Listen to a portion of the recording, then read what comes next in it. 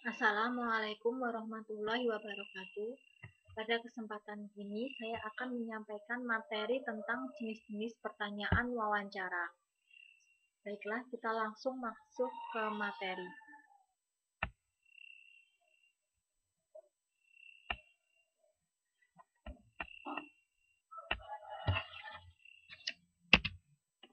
Jenis-jenis pertanyaan wawancara.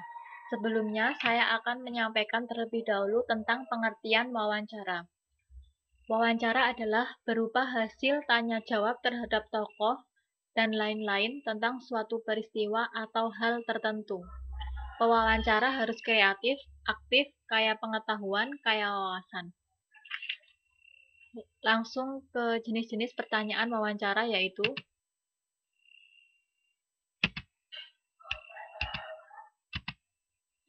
yang pertama yaitu pertanyaan terbuka.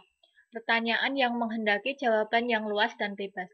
Artinya, penjawab bisa menentukan sendiri bagaimana bentuk jawaban dan sepanjang apa jawaban itu hendak diberikan. Contoh, bagaimana rencana kerja saudara? Yang kedua yaitu pertanyaan hipotetik terbuka. Pertanyaan ini hampir sama gayanya dengan pertanyaan terbuka. Yang membedakannya hanya struktur pertanyaan itu sendiri.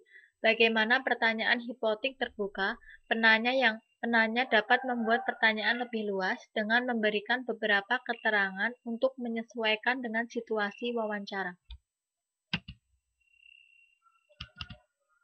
Yang ketiga yaitu pertanyaan langsung.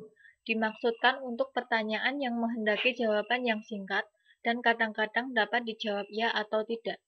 Pertanyaan langsung ini berharga karena dapat langsung mengendalikan penjawab untuk memberikan jawaban singkat. Yang keempat yaitu pertanyaan tertutup.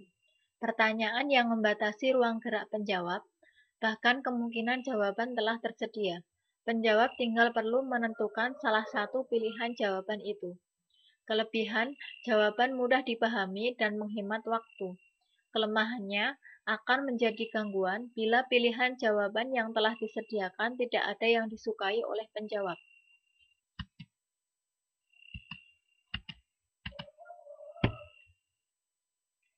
Yang kelima yaitu pertanyaan beban. Yaitu pertanyaan yang menimbulkan beban berat bagi penjawab disebabkan tidak ada jawaban yang benar tetapi menuntut jawaban emosional.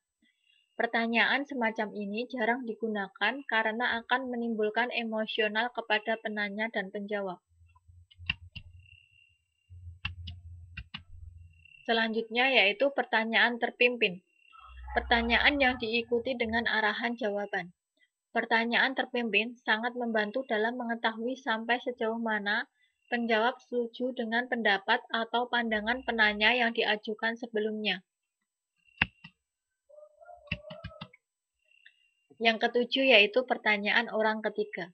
Maksudnya, isi pertanyaan yang diajukan seolah-olah merupakan pertanyaan yang datang dari orang ketiga, dan jawabannya pun sepertinya untuk orang ketiga. Gaya pertanyaan semacam ini dibuat agar penanya terlepas dari rasa terganggu secara emosional sehingga perlu dialihkan. Yang kedelapan yaitu pertanyaan menyelidik. Pertanyaan ini seringkali mengikuti pertanyaan langsung dan pertanyaan tertutup, dan bahkan lebih spesifik. Pada pertanyaan menyelidik, menggunakan contoh anggaran. Misalnya, mengapa Anda menganggarkan 20% lebih besar untuk perjalanan dinas tahun depan, Pak? Yang kesembilan yaitu pertanyaan cermin.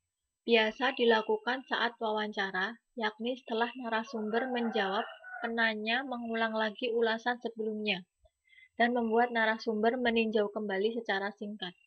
Jawabannya biasanya menambah pemahaman penanya tentang butir-butir permasalahan tertentu. Yang ke-10 yaitu pertanyaan hipotesis.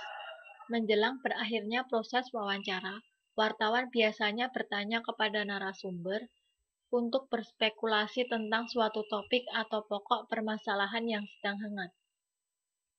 Jika bertanya kepada wali kota tentang kemungkinan adanya pengurangan anggaran perjalanan dinas, maka bisa dilakukan dengan pertanyaan hipotesis.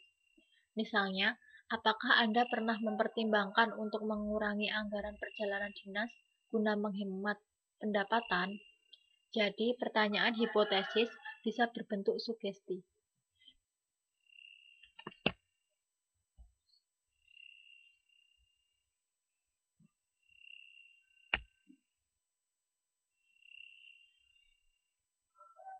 Baiklah, itu materi yang dapat saya sampaikan pada kesempatan kali ini.